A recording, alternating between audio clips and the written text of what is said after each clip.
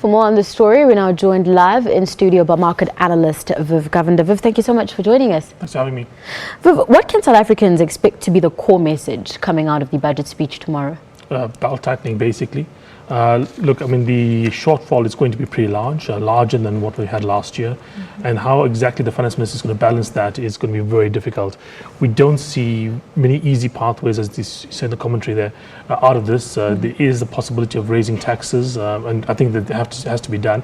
Unfortunately, the two options are either go for the entire population through VAT or go through to the higher net worth individuals through basically having maybe a super tax bracket, or perhaps having a higher tax rate or like a marginal tax rate increase by about a percentage point or so. The unfortunate thing is that the VAT one, of course, is very regressive. It's going to affect the poor and the rich as well. In fact, the rich are going to be affected less because they don't spend as much as the poor as a percentage of income. But if you go after the rich basically are very small in terms of the population size in the country. And I think the number is like around about 3.5 million people pay 99% of the tax in the country. It's a very, very tiny number of people. And if you go down to like the really, really high net worth individuals, you find like shockingly is like about 600,000 or 700,000 people can be accounted for maybe half of all the income tax in the country. And these are also people that tend to be quite mobile, actually, when it comes to basically the ability to leave, jurisdictions, etc. So it's a very tough thing not to basically squeeze out the wealthy, which increase the tax burden on the others. But then again, it's very difficult to actually put a tax burden on the less wealthy because, of course, you're going to be regressive. Now, Minister Pravin Gordhan has been in this position before, and we sort of know his style. In terms of what you've mentioned with taxes, or either going for the wealthy or choosing to go for the whole population, based on his style, how do you think he'll navigate through the current economic climate? Well, I think he'd prefer to definitely go after the wealthy. He comes from quite a progressive background, quite left-wing, and I think that his general inclination is to always go after the wealthy as opposed to going after the poor. There are ways to get around this. I mean, there's been arguments that what you could do is with the VAT is give a VAT increase of 1 or 2% and then put a similar increase in terms of percentage points for social grants. So effectively, anyone that gets a social grant gets the same VAT increase as basically the VAT increase. So they are effectively neutralized from the VAT effect. But I think that would also basically come into play with regards to working populations who don't receive that, who may still be qualified as poor. So I do think he'd like to go for the VAT option, for the which was the wealthy option. One thing they might do is sneak it through not having bracket creep coming into play. Bracket creep is where every year the brackets adjust according to inflation. If he reduces that, he might get some funds coming through. But I don't think that'll be sufficient to actually cover the shortfall, unfortunately. Now, in last year's budget speech, the minister said the country needed to raise about 30 billion rand over the next 2 years. In the medium-term budget policy statement, that was revised to 43 billion. Are we anywhere near that? No. And what will it take for us to get there? Unfortunately, look, he considered the finance minister as being someone that's harvest from the economy. The economy grows fast, he can get a lot of harvest out. If it's growing slowly as it is right now, he can't actually get the revenue that he needs out of these things. And the difficulty that he faces is the fact that, he has a lot of fixed costs, it's like salaries, like expenditure, welfare grants, etc., that he has to basically, put out there. And some of them have to be basically indexed to inflation or sometimes increased beyond inflation. Unfortunately, he doesn't have the ability to raise the revenue that he needs because the economy is not growing fast enough. And the bad thing is if he increases taxes too much, it actually shrinks the economy because people don't go out and work if they get taxed too much. Okay, and that's another factor he has to face as well. Now, let's look at wealth tax. You mentioned it earlier on, but I want us to look at the viability of it. What's the reality in terms of actually getting to a point where it is taking place? If you do have a wealth tax, I mean, you could tax some people with, I think, the middle or upper middle income, even some of the really high income guys, but like the lower end of it. The really high income guys, the guys with the massive portfolios, etc., will probably find ways to get rid of or hide assets. And there's ways you can do that. I mean, how would you value a painting? How would you value? They'd basically move their wealth into assets that are not valued as easily. You know what I mean? So it might be buying a massive painting or something like that. So you're basically saying it's not viable. Historically, I mean, across the world, they don't really increase the actual flows into the taxman's coffers by as much as you think they would. Now, we've got investors, nervously watching this. A lot has happened in our country. Economic growth is slow, for example, and we want investors to see South Africa as an investor-friendly country.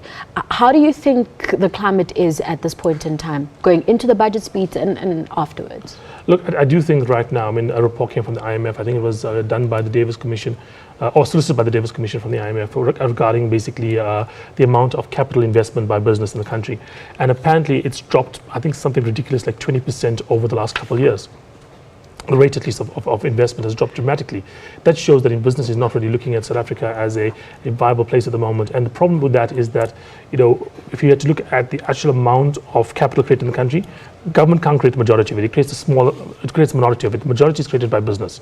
And if business doesn't want to invest, government really can't pick up that slack. It has to really encourage business to invest. It can step in for slight downturns, cyclical downturns in the economy, but structurally, government can't really be the major capital creator in a country like South Africa's, which is a mixed economy.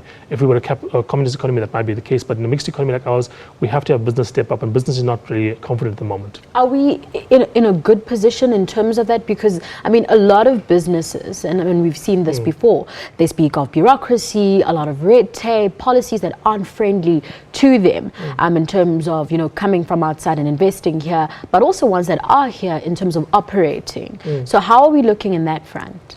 Yeah, look, a few years ago, we were considered to be the gateway into Africa. You know what I mean? We were the dominant economy in Africa, and of course, now Nigeria, of course, has troubles as well. Some arguably much greater troubles than we do. But we are not taking the lead in the continent, and the opportunity is massive. Again, another IMF report a few years ago came out and said basically by 2034, for every one worker added to the working population for the rest of the world, there'll be 2 Africans added to the working population. So we're talking about 17, 20, less than 20 years from now, basically Africa's going to be adding 2 workers for every 1 worker added anywhere else in the world. So the opportunity is massive. And right now there's no leadership in the continent, and we could have that ability to do that. So the opportunity is there, but we just don't take advantage of it. Let's look at the National Health Insurance Scheme. Is the fiscus prepared for this? Because there's a lot of talk about it, that the country is ready, we need to get into it, but are we ready for it, looking at where we are at this point in time?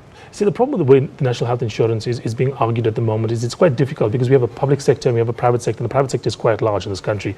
And there's arguments to be made about the fact that, like for instance, private schools. A private school, you take a kid to a private school, you don't get a tax break for it. You have a medical aid, you get a tax break for it. Yes. But that's effectively the same thing. Private healthcare gets a tax break, private schooling doesn't. And so there is actually an incentive in government to actually go for private, healthcare. And around the world, the argument is pretty clear. If you have a national health insurance or national health service, it is a positive, because it actually increases growth. Because people basically don't work as hard when they're sick. Surprisingly, it's not a very difficult thing to figure out. People are healthier, they work harder. People are healthier, they do better at education, they do better at a number of different things. Unfortunately, the system we're starting off is not a blank slate where we're just creating the system from scratch. We have a public and a private healthcare system, and trying to get those 2 things together is going to be very difficult. Let's look at the thorny issue of free tertiary education. We saw the Fees Must Fall protest, we saw the call to government, by students and civil society and the country at large, saying that, students need free education. You have government saying that we can't afford it at this point in time. Actually, I have a slightly different take on that.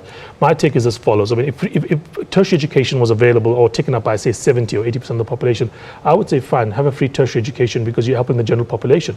But in this country, the reality is a small minority do tertiary education, and these are going to be the wealthiest people in the country after they graduate.